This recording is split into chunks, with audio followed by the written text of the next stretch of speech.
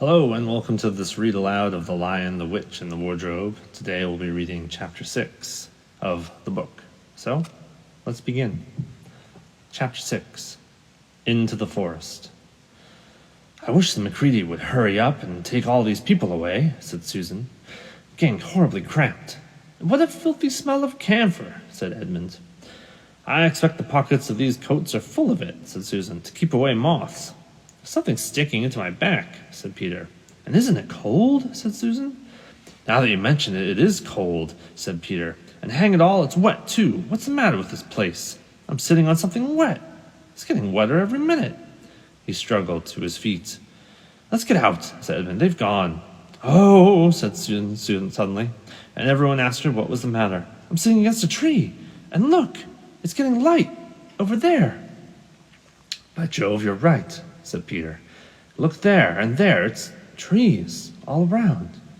This wet stuff is snow. I believe we've got into Lucy's wood after all." And now there was no mistaking it, and all four children stood blinking in the daylight of a winter day. Behind them were coats hanging on pegs, in front of them were snow-covered trees. Peter turned at once to Lucy. "I apologize for not believing you," he said. "I'm sorry. Will you shake hands?" "Of course," said Lucy, and she did. "And now," said Susan, "what do we do next?" "Do?" said Peter. "Why, we go and explore the wood, of course." "Ugh," said Susan, stamping her feet. "It's pretty cold. What about putting on some of these coats?" "They're not ours," said Peter. "Well, I'm sure no one would mind," said Susan. "It isn't as if we wanted to take them out of the house. We shan't take them even out of the wardrobe." "I never thought of that, Sue," said Peter. "Of course. Now you put it that way, I see. No one could say that you bagged the coat as long as you leave it in the wardrobe where you found it. I suppose this whole country is in the wardrobe." They immediately carried out Susan's very sensible plan. The coats were rather too big for them, so they came down to their heels, and looked more like royal robes than coats when they had put them on. But they all felt a good deal warmer, and each thought the others looked better in their new get-ups and more suitable in the landscape. "We can pretend that we're Arctic explorers," said Lucy. "That's going to be exciting enough without pretending," said Peter, as he began leading the way forward into the forest. There were heavy, darkish clouds overhead, and it looked as if there might be more snow before night. "I say," began Edmund presently, "oughtn't we be bearing a bit more to the left? That is, if we're aiming for the lamp-post?" He had forgotten for the moment that he must pretend never to have been in the wood before. The moment the words were out of his mouth, he realized that he had given himself away. Everyone stopped, and everyone stared at him. Peter whistled. "So, you really were here," he said. "That time Lou said that she met you in here, and you made out she was telling lies." There was a dead silence. "Of all the poisonous little beasts," said Peter, and he shrugged his shoulders and said no more. There seemed indeed no more to say, and the four resumed their journey, but Edmund was saying to himself, "I'll pay you all for this, you pack of stuck-up, self-satisfied prigs." "Where are we going, anyway?" said Susan, chiefly for the sake of changing the subject. "Well, I think Lou ought to be the leader," said Peter. "Goodness knows she deserves it. Where will you take us, Lou?" "What about going to see Mr. Tumnus?" said Lucy. "He's the nice fawn I told you about." Everyone agreed to this, and off they went walking briskly and stamping their feet. Lucy proved a good leader. At first she wondered whether she would be able to find the way, but she recognized an odd-looking tree on one place and a stump in another, and brought them on to where the ground became uneven, and into the little valley, and at last to the very door of Mr. Tumnus's cave. But there a terrible surprise awaited them. The door had been wrenched off its hinges and broken to bits. Inside, the cave was dark and cold, and had the damp feel and smell of a place that had not been lived in for several days.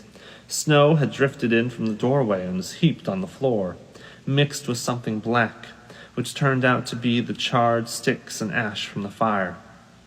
Someone had apparently flung it about the room and then stamped it out.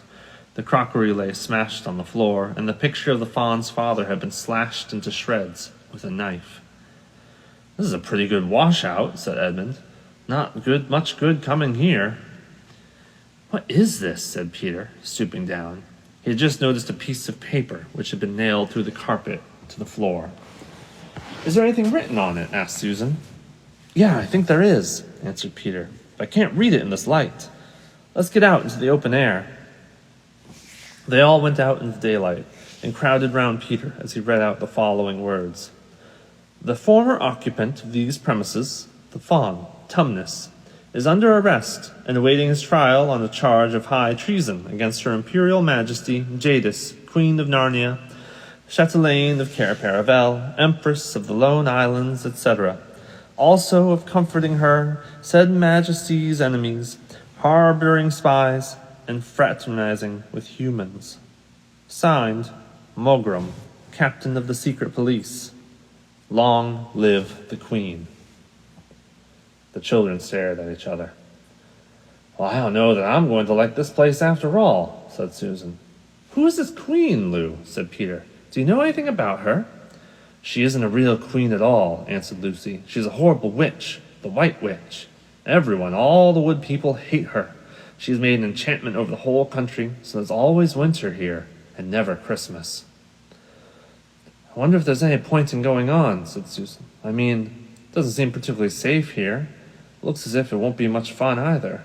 It's getting colder every minute. We've brought nothing to eat. What about just going home? Oh, but we can't, said Lucy. Don't you see? We can't just go home. Not after this. It is all on my account that the poor fawn has gotten into trouble. He hid me from the witch and showed me the way back. That's what it means by comforting the Queen's enemies and fraternizing with humans.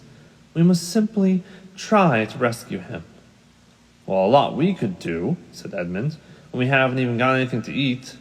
Shut up, you, said Peter, who was still very angry with Edmund. What do you think, Susan?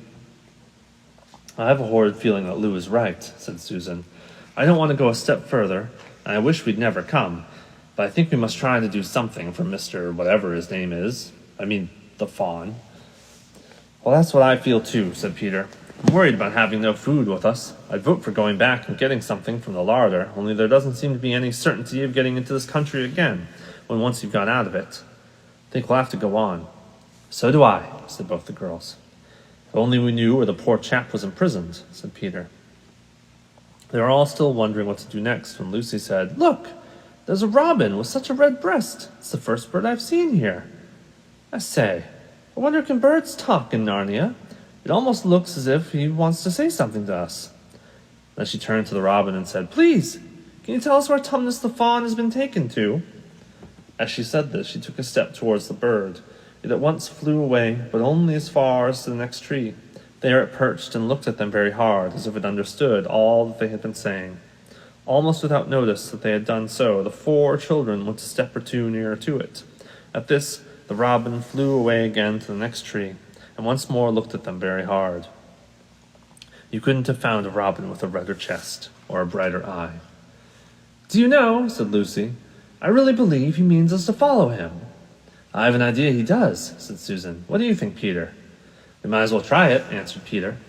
The robin appeared to understand the matter thoroughly. It kept going from tree to tree, always a few yards ahead of them, but always so near that they could easily follow it.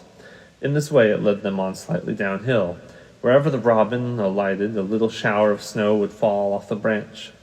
The clouds parted overhead, and the winter sun came out, and the snow all around them grew dazzlingly bright. They had been traveling in this way for about half an hour, with the 2 girls in front, when Edmund said to Peter, If you're not still too high and mighty to talk to me, I have something to say which you'd better listen to. What is it? Asked Peter. Hush! Not so loud, said Edmund. There's no good frightening the girls. Have you realized what we're doing? What? Said Peter, lowering his voice to a whisper. We're following a guide that we know nothing about. How do we know which side that bird is on?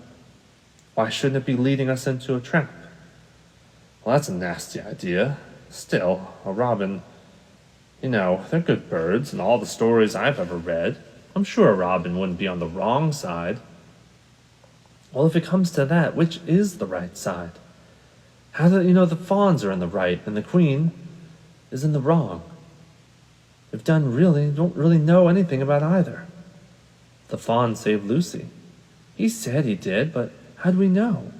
And there's another thing, too. Has anyone the least idea of the way home from here? Great Scott, said Peter. I hadn't thought of that. And no chance of dinner either, said Edmund. Well, that's the end of chapter 6, and that's where we're going to leave it for the week. Come back on Monday, we'll read chapter 7 of The Lion, the Witch, and the Wardrobe by C.S. Lewis. Hope you all have a great weekend. Don't forget to add this to your Beanstack tracker if you're doing that sort of thing. I will see you on Monday.